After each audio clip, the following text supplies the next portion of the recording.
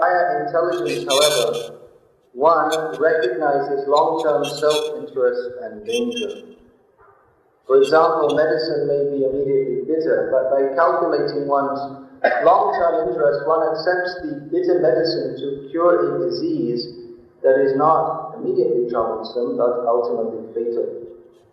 Similarly, Vedic literature restricts the sinful propensities of human beings by establishing what is proper and what is improper among all the objects and activities of the material world.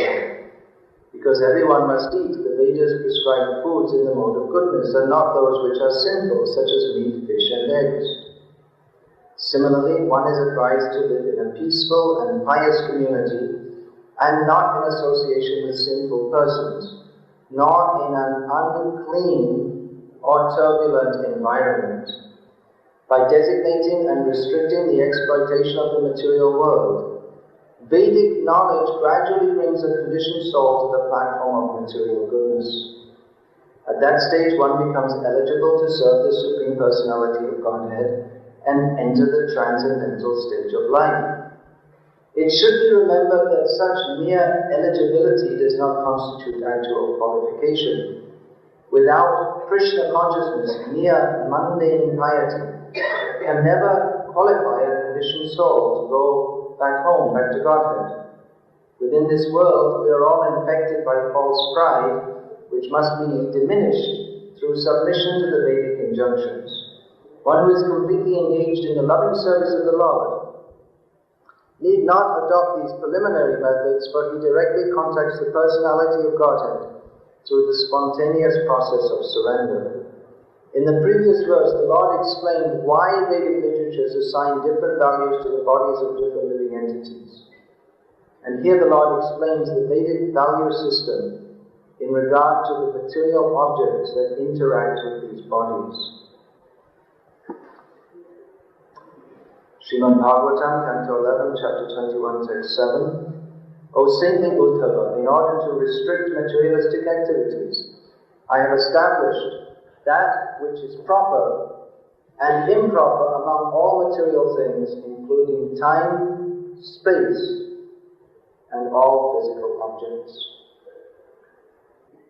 This text is from the Uddhava Gita, or Uddhav Sandesh, the section of Bhagavatam in which Lord Krishna explains more or less the same subject matter as he explained in Bhagavad Gita, but with more details and with some different angles also. The conclusion is the same. Now, as is well known, in Bhagavad Gita, the Lord's Charamopadesh, or topmost instruction, is Sarvathaman Parityaja Mamekam Sharanam Vraja, to fully surrender unto Him, giving up all other obligations. Now this dharma, all varieties of dharma to be given up. What this means to rise above the conventional varnashram system, the Dharma, Artha, Kama, Moksha. These are the Chaturvarga, four paths, the Purushartha. These are recommended in the Vedic literatures. That one should perform various activities, specifically for the sake of Dharma, which will give rise to Artha, economic development. And then there's the possibility to, according to the rules of dharma, enjoy sense gratification and moksha, ultimately moksha, liberation. But Krishna, he states that you just surrender to me, automatically you'll get liberation by doing so. Aham tvam sarvapāteyo mokshesham mokshesha. Therefore, Chaitanya Mahaprabhu's teachings begin where Krishna's teachings in Bhagavad Gita leave off, because Chaitanya Mahaprabhu teaches that Prem Purushartha, Prem Prayojana, the topmost need, the topmost necessity for all living beings is love him, to love Krishna. So here we see that Krishna, having stated to Arjuna to abandon all varieties of dharma, is explaining the Vedic path to Uddhava, which includes all the minute rules of dharma. There's so many, just like you'll read, the next verse begins that one should not live in a place where there is no Krishna Sara, which means a black spotted deer. There are so many rules in the Vedic literature which may seem minor, just like I was saying, we should sit on an asana to perform any auspicious activity, any act of worship, or even to hear. It's also an act of worship, to hear the Bhagavatam. One should sit on that. There's injunction in Shastra. There's so many rules which may seem very finicky.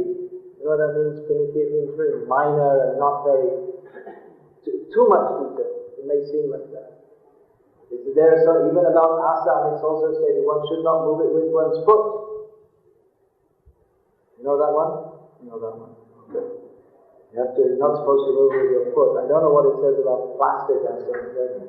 I don't think there's any statement, but kushasana is very nice. Kushasana or kashasana. This is a wooden seat. That's also considered good. Or from wool. Or just like in Bhagavad Gita, Krishna says that deer skin one should use. So there are certain, not anything can be used for an asana.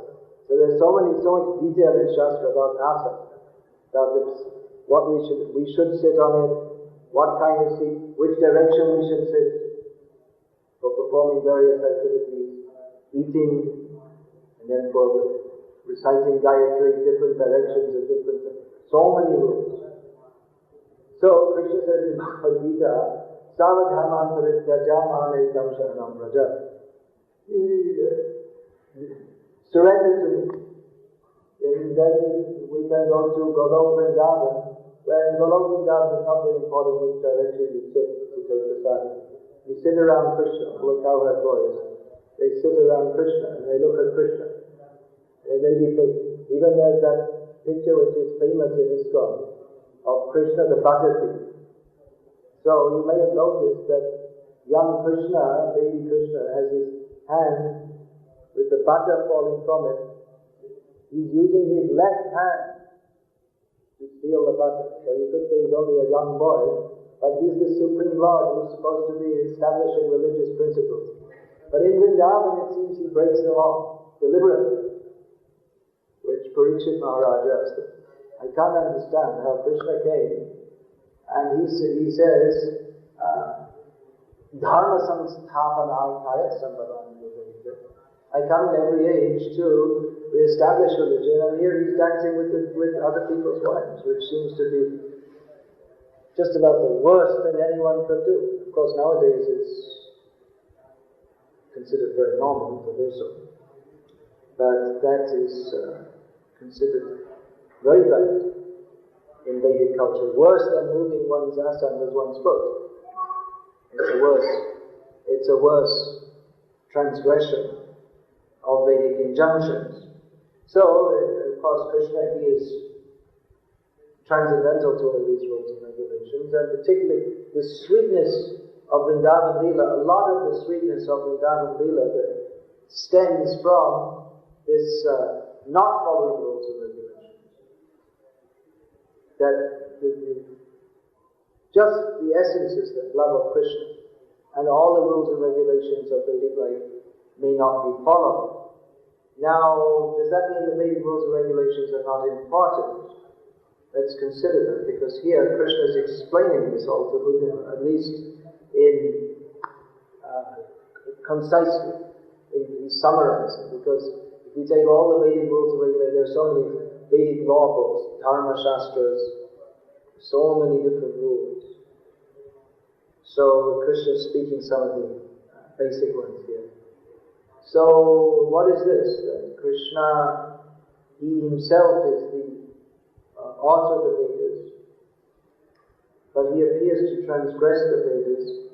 But that in his Vrindavan Leela, that Krishna transgresses some of the Vedic rules doesn't mean that the Vedic rules are for that reason unimportant, but rather to demonstrate or as a very symptom of the super excellent pastimes of Vrindavan. The Vedic rules are not followed. In other words, it's so high that they're even above the Vedic rules. All the Vedic rules are meant for remembering Krishna. Smartavya Satatam Vishnu, Vismartavya Najati Chit, Sarvaviti Nishedasya, Eti Yoriva Kinkaraha. All the Vedic rules and regulations are meant for two purposes. Always to remember Krishna and never to forget Krishna, which is the same. One purpose. Always to remember Krishna. So in Vrindavan, the actual Brajavasis, those who are actual Brajavasis, they never forget Krishna. There's no question of forgetting Krishna. Even we see at one point the gopis, they made an agreement among themselves that this Krishna is just too much troublesome. Let's just forget Krishna. We won't talk about Krishna, we won't think about Krishna, we'll just forget him. But they couldn't stop because they're addicted. So, just like someone who's always likes to smoke cigarettes, chain smoker. So, now I'm going to stop. Well, I'll just take one more. And he goes on. So, now we're never going to stop. We're going to stop thinking about Krishna. We can't stop. Lethal addiction. It means it destroys one's material life. So, that's a good addiction. So the purpose of all Vedic rules and regulations is served by always thinking of Krishna, but we shouldn't think on that account that, I just think of Krishna, therefore I don't have to follow rules and regulations. That is what the Prakrita Sahajiyas do. They say, the rules are not important, we'll just love Krishna. But then to actually be situated on that platform of love of Krishna, that is unusual among conditioned souls. Nanushanam sahasreshu kaschid yadisiddhi yadatam adisiddhanam kaschid mamveti tanmata. It's rare to find someone who's actually serious to understand Krishna. And of those who take to that process, it's rare to find one Krishna states in Bhagavad Gita, rare to find someone who's actually attained that perfection. Of course, by the mercy of Chaitanya Mahaprabhu, it is easier in this Kali Yuga to attain Krishna by the process of chanting the holy names. But there is some condition also. Vishaya Charya Sheva Sheva Jiya Mukhe Bhagavanina. One has to give up sense gratification. Just one condition. One has to give up sense gratification. Then one can relish the taste of chanting Hare Krishna. And by chanting Hare Krishna, although we are all contaminated by material desires, if we chant Hare Krishna with some sincerity to overcome material desires, then the effect will be there. Chaito Dharvana Marjanam. This cleansing of the heart comes by chanting Hare Krishna. What is that dirt in the heart? That is material desires for sense gratification.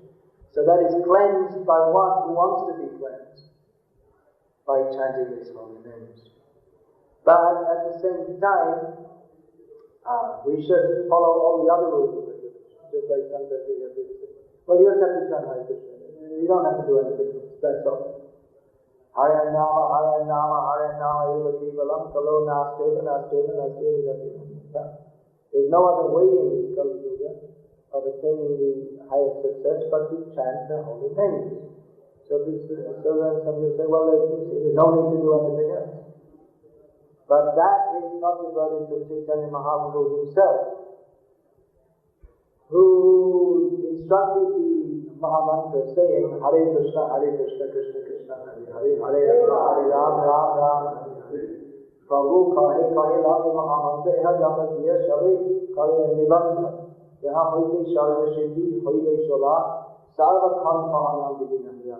Chaitanya Mahaprabhu said that this is the Mahamantra which I told you. And everyone should chant this following the rules and regulations. Not that you just chant and then do any nonsense. because that's hypocritical. We're chanting Hare Krishna, first of all, for purification. So if there's no purification, we're not sincerely purified, then what is that chant? That's not chanting. That's Sadhu Sange Bhai. Krishna Naam Nahi Ho. Nama Ko Bahire Bhave Tabu Naam Nahi Ho. That is simply the sound of the holy name may be there. But Krishna does not agree to manifest himself in the chanting of someone who doesn't chant according to the prescribed system. So, rules and regulations are required, and many of course on the Bhakti Marg, there are many rules specific to that, to the Bhakti Marg, just like one should, in the path of Bhakti, one should always hear Srimad Bhagavatam. Srimad Bhagavatam, taste the essence of Srimad Bhagavatam in the association of devotees who are relishing in that taste, qualified devotees. So there are many. One should, in the Bhakti Marg, one should chant Sankhya Purvaka Nama Gana, and one should, according to a number, one should chant the certain number of rounds, minimum. So these are rules which are particularly in Bhakti Marg, but there are many other rules of Vedic life which Krishna will explain in this chapter, which are followed by all sections of Vedic society, namely karmis, jnanis, yogis and bhaktas. For instance, sitting on a mat to perform puja, sitting on an asana. So karmis and jnanis, yogis maybe not, but karmis and many jnanis also, they also perform puja. It's not only bhaktas that do it. Karmis and jnanis may also perform puja, but maybe not exclusively to Krishna, and even if to Krishna, then with a different attitude. The karmis, they may also do puja, but their motive is dhanam devi, rupam devi, all these things. Give me money, give me beauty, all these different things. So, so many rules and regulations for all the followers of the Vedic path. One should rise early for all followers of Vedic culture. One should rise early, perform activities for cleanliness, that means Malamutra Tyag. This Chaitanya Mahaprabhu stated this. He came to teach the holy names, but he also taught all these Danta Dhavan, cleaning the teeth. You'll find in Chaitanya Charitamrita, Chaitanya Mahaprabhu instructing Sanatana Goswami on the path how to perform devotional services. You told Sanatana Goswami, you should write this book with all the things that Vaishnavas should do, including brushing one's teeth. It's described. One should do all these things. So all these rules, not only devotees are doing, but non-devotees are doing also. Because these directions given in Vedic literature, they are suitable for a person who's leading a civilized life, and suitable for helping to keep the body or bringing the body and mind to a certain state of equilibrium with the environment, healthy situation, which is suitable for performing sadhana, whether it's on the path of karma or jnana or yoga or bhakti. So all these rules, just like rising early in the morning. So this is very good. Apart from anything else, it's good for health to rise early in the morning, and it's the best time of the day for spiritual activities. So we find all over, not only in Vedic culture, but in any religious system, Buddhists, Muslims, real Christians used to. I was staying in a monastery before I joined this Christian monastery. I was staying for a short time before I came to the shelter of Prabhupada's lotus feet. So the monks there were starting their prayers at 3 o'clock in the morning. They were chanting right through till 8 o'clock. So that you'll find traditionally all religious people do. I don't know about Jews, but whatever you'll find.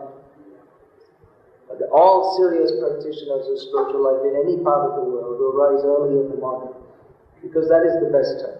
The Sattva Gun is predominant at that time, so it's very suitable for spiritual life.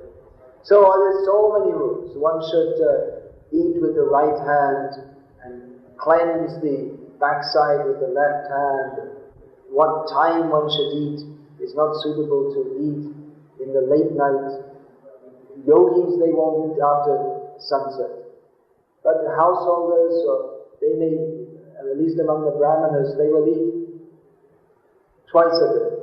Once between sunrise and sunset, and once between sunset and sunrise. But not very late. Not very late. So like this. And only, of course, the eating comes after the puja, because everything has to be offered to the Lord first. So generally people will eat at not before 11 o'clock, so they'll be rising 3 o'clock and not eating before 11 o'clock, 12 o'clock, something like this. So these are the various Vedic, and then one shouldn't drink water after eating. So many rules of it. So these are very useful for all followers of Vedic culture, for leading a regulated life, for health. Just like it may be said that one should face, I don't even know the direction, east to eat at a certain time, and north at another time. So I'm not following it. But these rules are there. They're good to follow as much as we can follow, because we may say, well, what difference does it make? But it's given in Shastra, so it means there's some meaning to it. And actually there are so many subtle points of so many subtle things going on in the universe that we're not aware of. So by facing in certain directions and doing certain things at certain times, rising at a certain time, resting at a certain time, eating at a certain time. So this is very useful to take advantage of various subtle influences within the universe, which helps to keep the body and mind balanced and healthy. Just like if one eats at midday, it's just the right time when the breath is going through going through the nostrils in such a way that helps to digest the food. Now in modern science they won't agree with that, but we don't care what modern scientists think, because this Vedic path takes into account so many levels, so many areas of knowledge which the gross material scientists have no idea about. Here we find in this verse the word vastu nam. Vastu simply means objects or things. So this has become a very popular science really in the last 10 years or so. There wasn't much interest in Vastu until recently. Suddenly it's re-emerged, this interest in Vastu Shastra, and in India and in the West also. And there's the Chinese system. What's that called anyway? Feng Shui. It's a Feng Shui. The Chinese system, which is similar to Vastu. So the gross materialists will decry this, but it's Vedic knowledge, therefore we can understand it. It definitely matters. And traditionally, temples, residences, all buildings were made with this in mind. Nowadays, buildings are just built with the profit motive, that's all. Just convenience. That's why they have every building should have an attached bathroom. Even though in Vedic culture this is considered uncivilized. You have the stool room right next to the kitchen, and on the other side is the puja room. So in Vedic culture this is considered totally uncivilized. You have to walk a long distance to pass stool and urine, not anywhere near the residence. It contaminates everything. So in modern life everything is done for convenience. And then because the land is so expensive that they want to build a 20-story apartment block so you can get more profit, more people can be crushed into this. So there's no consideration of every house should have some space, or every room, ideally, in the village, there'll be a different room for every activity, for eating, for sleeping, for cooking, for puja, for living, a different room for the males and the females. There's no, now people are thinking they're very advanced, but there's no, in modern age there's no space. Even the so-called rich people who go in some apartment costing 1 crore in Bombay. You go in and the toilet is built in such a way that you have to squeeze in, because the door just opens and you can hardly open the door because there's no space between the door and the toilet. Because it's not a squat toilet, it's one of these Western ones, which I don't know why they put anyway. So there's no space to get in, and this is a 1 crore apartment. But they build it in such a way that there's no space there's no space there at all, even to get into the toilet. If you're a little bit well built, to use the euphemism for fat, then you can't get in there at all. So I saw in one place, they built a special door. They make the door so that it folds in a certain way, because the people can't get into the bathroom. It kind of folds, and it doesn't open up fully, it folds in the middle. So then they can get in. So like this. So the Vedic way of life is actually a very cultured life, and all these rules and regulations, they help to live in such a way that we can maximize the opportunity of human life, and following these rules and regulations helps to put one in sattva gun. Another reason for all these rules and regulations is that a very important consideration in Vedic culture is purity. That one has to worship the Lord, one has to be pure. So, to perform puja, traditionally it was thought that one had to be born in a certain family. That if one was born in a lower caste than Vaishya, then he couldn't perform puja.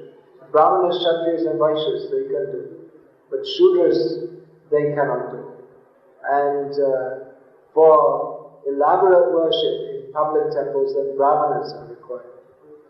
So there was generally thought they would have to be born in such a family. But birth alone is not sufficient qualification. The Brahmanas have to be trained. So the Brahminical culture was there. They lived separately from other Varnas because they had to maintain such a high standard of purity that all the time Archaman, Smartas are famous for Archaman. All the time doing Archaman. Any touch anything, immediately have to do Archaman. All the time. Even certain objects, if you see, then you have to take bath, because then you can't touch Japamala, you can't touch the Bhagavatam. You know that? If you see a woman during her ritu, during her monthly period, Ashoch, then you have to take bath. Otherwise you become unclean. Or if you see a body being taken for burning, you become unclean. Then you have to take a bath. Otherwise you can't perform any activities like this. So the women have their little hut. They go away. They shouldn't be seen at that time. It's considered so inauspicious. So all the time they have to keep very clean. So because to perform worship of the Lord, it's required that one be pure. Now we just take a bath and we think, well, that's it. But after taking the bath, one has to, of course, apply tila and archana and so many mantras and so many things even before one can begin to do puja. So all these rules and regulations of impurity. But the same thing we'll find in Vaikuntha, that Vrindavan may be different, but in Vaikuntha they'll be eating with their right hand, not with the left hand. That's for sure. And all these rules of social intercourse, how one should respect superiors, how one should offer blessings to juniors, offer blessings, affection, just like we see. This usage I haven't seen anywhere in India. It seems to be a dead usage. But we'll find that Nanda Maharaj would always smell the head of Krishna. So that is one way of showing, as a prescribed method of showing affection to a child, to smell the head. Presumably the mother would anoint the head with some sweet-smelling oil. So all these usages, these are the usages of the spiritual world. These are given by the Lord that we can follow them and prepare ourselves to enter the culture of the spiritual world. Because if we follow a materialistic or a non-Vedic culture, then it won't be welcome there. The Vedic rules and regulations are to help purify our lives and to prepare us for entering the spiritual world. Just like in puja, we dress the Lord, we prepare food, we offer that to Him, we have festivals for Him. So these are the same activities as in the Vaikuntha world. So that is training for the Vaikuntha world. But the Vedic path trains us in how to behave, to live as a devotee. So this Vedic culture, that is Krishna's culture. He's given it in Shastra and He Himself follows it. Now we may say, well, He's dancing with others' wives. So there are certain things in Vraja Leela. But even in Vraja Leela, mostly the Vedic usages are followed, just like we see Radha and Krishna are dressed in what we could call traditional Indian dress, not in factory manufactured jeans. So it's not Indian as such. We say, oh, it's sari, it's Indian. But rather that form of dress reflects that which Krishna and the demigods. Within this universe there are persons of higher culture. So Krishna, he dresses like this. The gopis and the queens of Dwarka and all the inhabitants of the spiritual world, they dress like that. And in India, traditionally people dress like that because the culture is the culture that helps to prepare one for spiritual life, for spiritual existence. Whereas materialistic cultures, they're simply meant for eating, sleeping, mating, and defending. The Vedic culture also teaches us how to eat, sleep, mate, and defend in a civilized manner that is suitable for spiritual elevation. Whereas in non-Vedic cultures, these rules and regulations for eating, sleeping, mating, and defending have developed rather arbitrarily. Arbitrarily means independently of any proper authority, by a person's own desires. So in the West, among high society, they have certain rules of culture also. For instance, when one is in a high aristocratic society in the West and he's sitting at his table eating roast beef or whatever food it may be, which means actually they're very low class, although they think it's high class, that you shouldn't put your elbows on the table. It's considered very rude as you're eating meat and drinking wine. And when you drink soup, when you have to tip the bowl of soup, but you don't tip it towards it, which is the natural thing to do. We have to tip it away from you. And there's no meaning to any such rules. But just they've invented some rules just to show that we know how to follow. This is high class culture. It's all low class. but they invented some rules just to distinguish themselves from others, to show that we are high-class people, don't put their elbows on the table while they're eating turkey and beef and these things. So, the Vedic rules are not like that. You may think, well, the Vedic rules, they're also meaningless, but no. The Vedic rules, they all have some particular purpose, even if we don't understand what they have. They have the particular purpose of, they help us to purify our existence and prepare us to enter God's culture. So these Vedic rules and regulations, many we may not be able to follow in the modern age. Just like to pass urine, one should go at least one bow shot away from any residence. And then you have to go outside the whole city of Chennai, and here you could just about do it, but not for long, because there's going to be more buildings. So in a modern city you can't do it. It's not possible. So you have to go along with the situation. But as much as possible, if we can follow this, that will be helpful for our spiritual life. We should understand what are the essential rules. The essential rules are those of the Bhakti Marg. There are also many other rules which until recently were followed in traditional Indian families, especially the Brahmana caste, because this is Brahminical culture.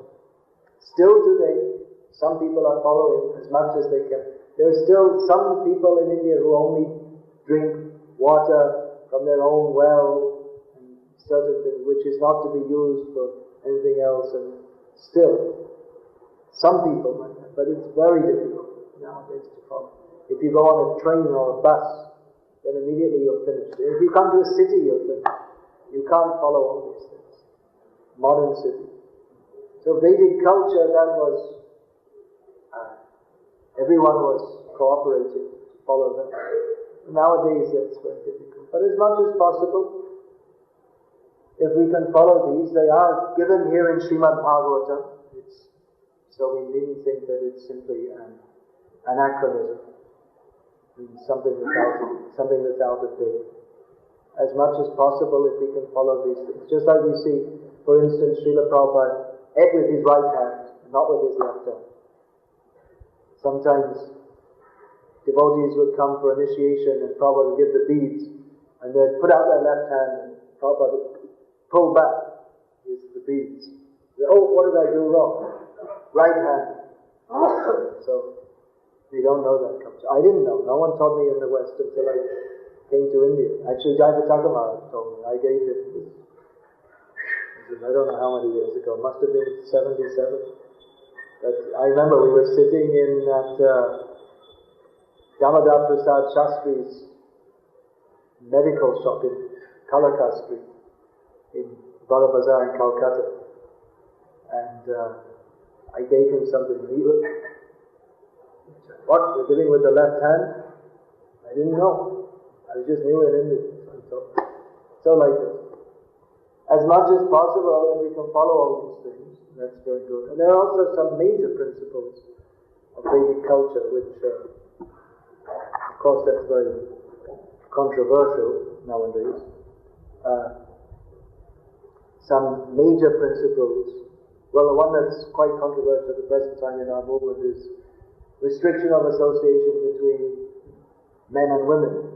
So, some devotees in our movement say that, well, we're all devotees and it's, we're all transcendental, so it doesn't matter. But then, factually speaking, we see we're often not as transcendental as we'd like to think we are, and therefore problems arise, which is why in any culture of the world, traditionally, there were different duties for men and women. As Prabhupada explained, there are different bodies, different mentalities. So everyone is equal in the eye of Krishna. No one is man and no one is woman. We're all spirit, soul. But as long as we have these bodies, there are certain rules and regulations pertaining to them which help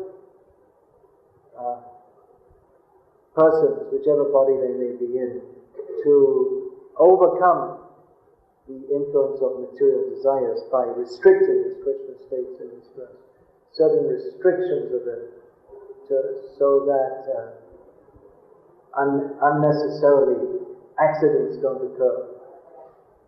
So this is a basic principle which, as you probably all know by now, I strongly feel is being misunderstood by certain of our leaders who have instituted various rules. But anyway, the basic point is that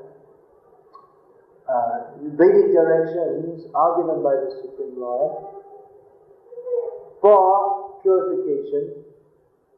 We can't follow all of them, no one can follow all of them, especially in the modern age. But as much as we can do, that will be helpful for our Krishna consciousness, without becoming unfocused or imbalanced in our understanding. Just like, for instance, I'll give an example. Prabhupada wrote one letter saying that we have nothing to do with this astrology, this is for the karmis, we reject this. But then in so many other places, Prabhupada's writing about astrology and how it's a bona fide Vedic science, it's useful for human society. But in one letter he says, devotees, they should not go to astrologers.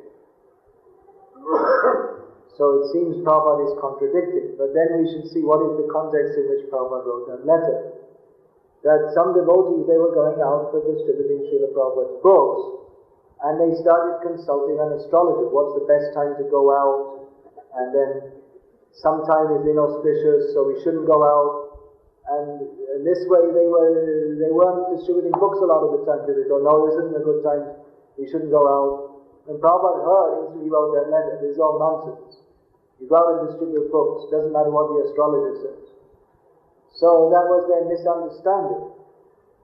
That certainly that astrology is a bona fide science, but in preaching Krishna consciousness, we don't think, well, now it's inauspicious time, so now we should stop preaching. Preaching that should go on 24 hours, as much as possible. So they were misunderstanding the value of different Vedic principles. The highest Vedic principle is to always glorify Hari by preaching Krishna consciousness. And there are other, astrology is there, and that may be used, but not that we think there's any time inauspicious for preaching Krishna consciousness. It may be an auspicious time to start a business, or start a journey, or start a marriage, start family life.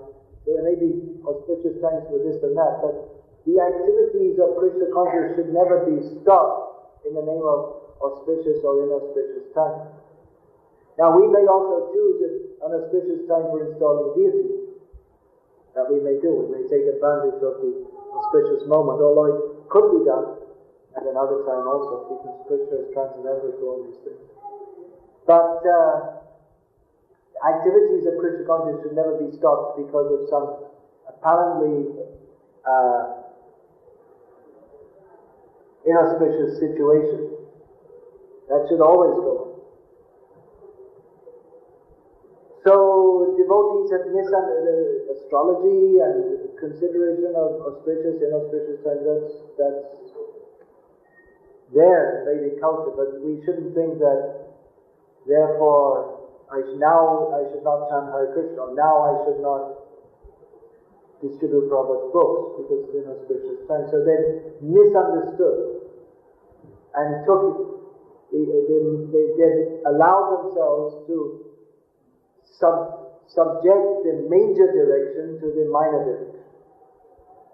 So it may not matter whether we face this direction or that direction to read, but if we do face in a certain direction, then what benefit is there? Respecting the Vedic injunctions, and it may be helpful for digestion or whatever reason it is. So that is it. But there's no need to become fanatical about that. But if we can follow, that is very nice. If we sit on Kushasana or Kashtasana, that is better than Plasticasana.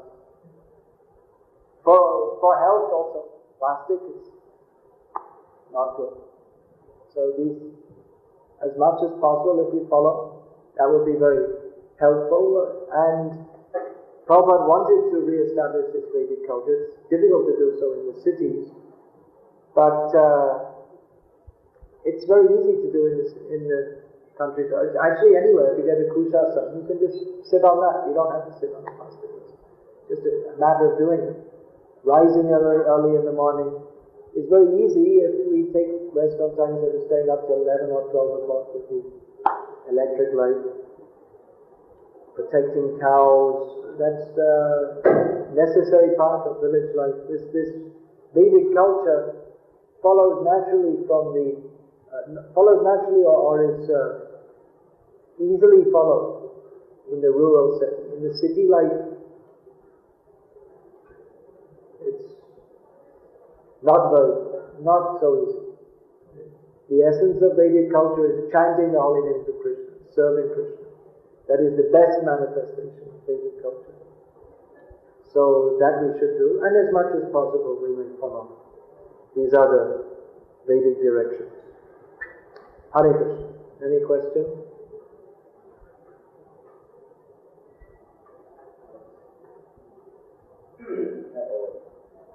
Hare Krishna.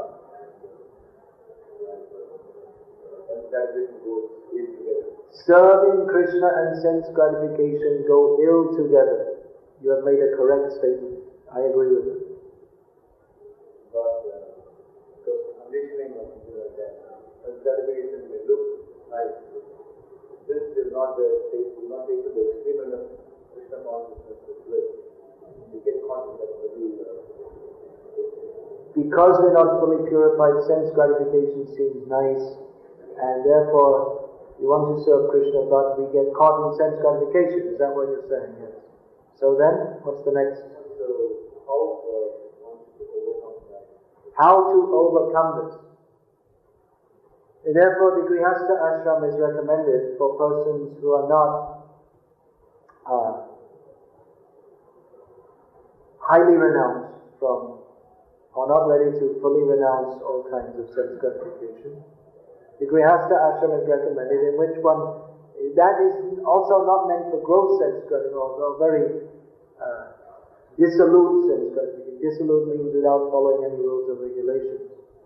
But one can, to some extent, have sense gratification, but at the same time follow the Vedic rules and regulations for purification.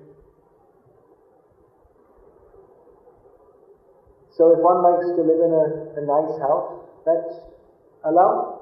You can do. Of course, you have to earn the money to do so. If you have the faith to have sufficient money, one can live in a nice house. But then the house should be, the house, Grihastha ashram, that house is meant for serving Krishna. So one can live in a nice house as the servant of Krishna. Or one may like to have wife and children and all these things. So that's perfectly acceptable in Krishna consciousness as long as the family is centered on Krishna.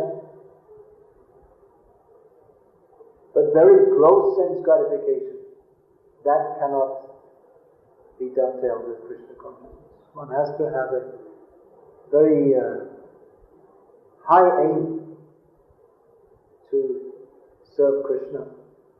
Otherwise, anyway, persons who are not of developed consciousness or not of high aim, they won't take interest in Krishna consciousness anyway.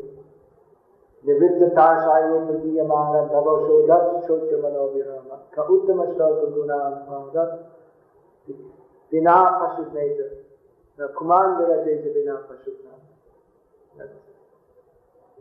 This topics of Krishna, hearing about that in the parampara system, that is the cure for material life. Who will not want to take this very nice medicine of hearing about Krishna, who is glorified in such beautiful verses? Who will not like to be Krishna conscious is the person who is determined to kill himself, or the animal killer, That means the Mayavadi or the gross materialist who's eating meat. So they won't be interested in Krishna consciousness. Persons of developed consciousness, high aspirations, they will take to Krishna consciousness. So if one has high aspirations but at the same time recognizes that still I have desire for family life, comfortable life, all this kind of thing, then Grihastha ashram is recommended. But that is not meant for gross fall down. No.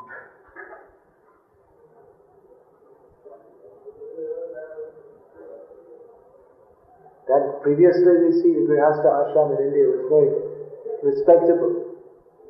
People, they had a very high regard for their parents and grandparents because the parents, they themselves were so pious and religious that the children naturally, they tremendous respect for them because the parents are very principled. They teach their children not to tell lies, and they themselves will never tell lies. They teach their children to worship God, and they themselves will worship, and they wouldn't indulge in any gross sense gratification. This way, the children very much respected the parents, and this way the parampara was going on generation to generation. But that we don't see much nowadays, because the parents themselves are just interested in money and sense gratification. So the children don't care for them. And they're also training their children that by any means you get money. So lack of religious principles means the family cannot stay together. So family life has to be Krishna conscious, has to be religious. Otherwise it's meaningless and worse. And then it's just a mutual arrangement for fall down into sense gratification. Anything else? No, however, even as very culture, even in eating and eating, and I find that our society is slowly deviating from this. Maharaj says that Prabhupada taught us so many points of Vedic culture, how to eat and this, but in our society we're slowly deviating from this. Yes, well, in India also the materialistic culture is becoming very strong. There's no training in these things. Previously in India at least there was training in these things at home. But now there's less training, and we think that there seems to be the kind of thought that modern life is there and we'll just add chanting Hare Krishna, we'll live like everyone else in the modern world. But it doesn't work. It doesn't work. The modern culture is hellish. It's meant for going to hell. So better we have our own culture. Just like you're coming to the temple, that's very nice. When you come, at least when you come, you can change into dhoti, kurta. That will help you feel like a devotee. And actually you can come also, because you're not going to work today. You can come, however you're coming. Maybe you're staying overnight. You can dress like this, dress like a devotee, feel like it.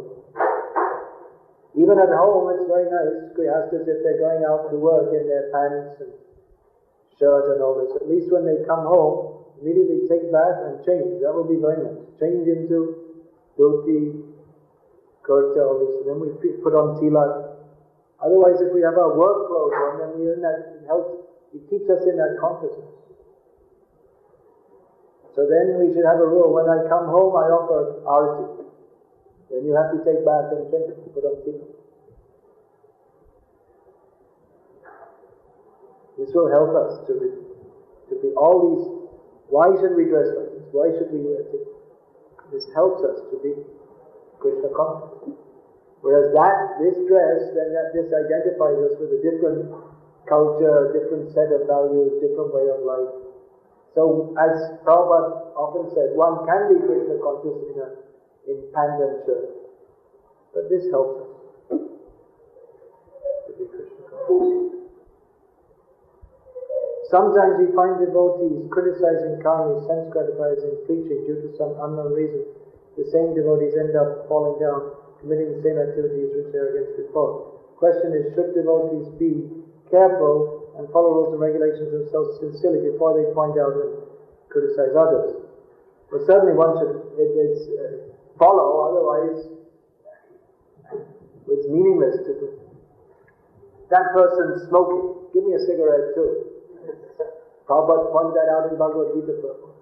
Certainly one should follow before pointing out the fault. We have seen in our movement few devotees who are very strict in following strict Krishna consciousness have fallen prey to Maya. How to understand these type of happenings? How to understand it? Well, it's called Maya. Maya is very strong. Maya is very difficult to overcome. That doesn't mean that we should not try to overcome it. We see that some devotees, they're practicing Krishna consciousness strictly, and then as described in Shastra, Maya has two Abra and Atmika Shakti, by which she has two phases. Abra and Atmika Shakti, she covers the conditioned soul. So everyone is covered by this Shakti. Then there's Prakshepa Atmika Shakti, which means that if someone is trying to come out of Maya, then she has a special club for kicking her. Prabhupada said throwing potency. It literally means throwing potency. So she has this special potency to throw us back. So it may be that someone who's trying is thrown back by Maya due to inattentiveness or lack of sincerity or offenses, whichever way it can be analyzed. But that doesn't mean that we should stop trying. If we say that, well, some devotees are very strictly practicing and then they fell away and they were criticizing the illicit activities of non-devotees, therefore we shouldn't criticize anything, we shouldn't be very strict. That's called in English throwing out the baby with the bathwater. In other words, it's if you're bathing a baby in a tub and you see the water has become very dirty, let us throw out the dirty water, but then you throw the baby out also. So we should what is not wanted, that should be discarded. But we should not throw out the essence, that should be retained. So if we say that some devotees are following strictly, then they fell away, so therefore we shouldn't follow strictly. That is a wrong understanding. Devotees are following strictly, therefore they fell away, therefore we shouldn't follow strictly. But if devotees are following strictly, then they fell away. We should continue following strictly and not fall away. We should know which thing not to do. It's not that the strictness is the cause of fall down. That is a misunderstanding. So what to do? We should follow strictly and pray for the mercy of Guru and Vaishnavas that we don't fall down. But if we don't follow strictly, then we also can't fall down because we never get up. So we say that, well, devotees who don't follow strictly, they don't fall down. But they don't fall down because they don't go up. So you can't fall down. So if someone goes up, then there's a chance of falling down. But if you don't go up, then you can't. We're not trying to fall down, but at least it means they went up. So we're trying to go up, so we should just keep on going up. That's the thing. By the mercy of Guru and Krishna. If we say that certain devotees tried and they failed, therefore everyone will fail. Therefore no one can become Krishna conscious. This is simply lack of faith, atheism.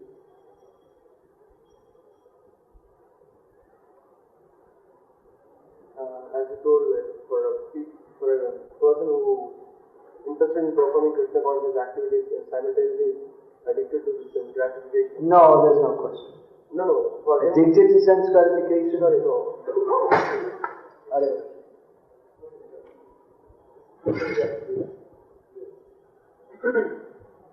Not able to give up the sense gratification or recommended to enter the Grihastha for regulate.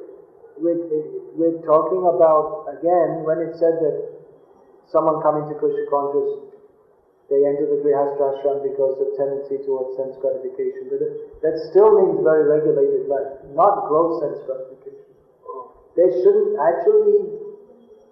There may not be that much difference between the Grihastha life and Sannyasa life. If you compare to the Kami life, because Grihasthas and Sannyasis, no meat eating, no gambling, no illicit sex, no intoxication. So, basically they're following the same rules. Sannyasi doesn't have any sex life. Grihastha does. And then with Grihastha life there'll be some social affairs and this and that, and playing with the children and this and that, but no gross sense gratification. Social life that also centered on Krishna. Like that. As for this person, the Vedic knowledge prescribes him to enter Grihastha. What if he feels that after entering Grihastha, his devotional activity is finished? Should he enter? Should he enter Grihastha if he feels his devotional activities will be finished by doing so? Well, I don't think there's even any need to answer that question, because we shouldn't do anything that will cause the destruction of our devotional activities.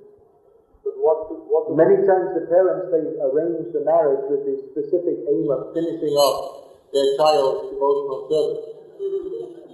Isn't it? So many times we hear that, well, you see, you're ready to marry, but the parents won't allow because they want the boy or girl to marry they specifically want a non-devotee to cure my child of Krishna consciousness.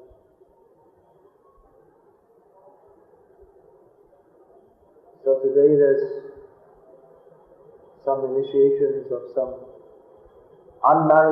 young unmarried devotees, so parents have to arrange that they marry Krishna conscious spouse. Actually myself, and I know some other initiating spiritual masters in ISKCON, they're reluctant in India at least to initiate young unmarried girls unless the parents are also devotees, or unless they allow